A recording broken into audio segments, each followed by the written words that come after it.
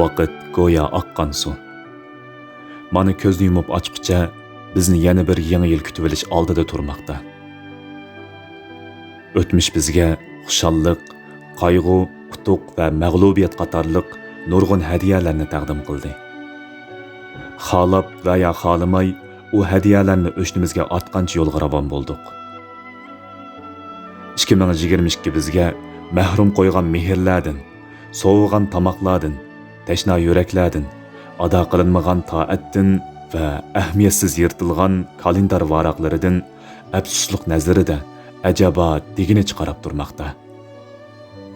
Yil oxirida odamlar qaynimida isrof qilgan ko'ngil va hissiyotlarimiz, safar jarayonida ko'zdan qochirgan manzara va behuda o'tgan vaqtlarimiz ko'ngil ikronimizda namoyon bo'lishga boshlaganda, hey, kashki vaqt to'nila bo'lsa, o'tmishga qaytib, bugunimni qayta qura olsamchu deb qolamiz. Shundoq yillar barsi kelmasdir. O'tmishning ko'p qismi aslama va jarohatdir. Plan qancha mukammal bo'lsa-mu, reallik yanada o'ylagandek bo'lmaydi. Har tanlashning bir badali va har badalning o'ziga tushlik qimmati bor. Hasrat chekib, vayim yeb o'ltirgandan oldi qarab mangan ming afzal. O'tgan bilan ertish bo'lmas, deydi cho'ng dadam. Aqlimni bilgan chig'imda qadrlash, intilishga bo'sh tutgan o'z o'rnini. Qo'lda borga parvo yo'q, ko'rarga ko'z, bilarga aqida qolmabdi ekan. Inson tabiatini bo'lsa, oldida turganni tashlab, yiroqdikiga intilar deb izohlabdi ekan adiblar. Shundoq, kishilik hayotdagi eng qimmatli narsa erishalmagan yoki yo'qotganlarimiz bo'lmasdan, balki shu an ega bo'lganlarimizdir. Agar sizga ega bo'lganingiz boshqalarning orzu qilib yetolmagani desamchu, hojatingizni va yemak ehtiyojingizni boshqalarning yordamiga muhtoj bo'lmasdan ravo qilayotgan bo'lsangiz, undaqda siz kasal karvatiga mixlangan bir puldorning nazarida eng baxtiyor kishi. Uning uchun tanning sog'ligidanmi cho'ng orzu yo'q.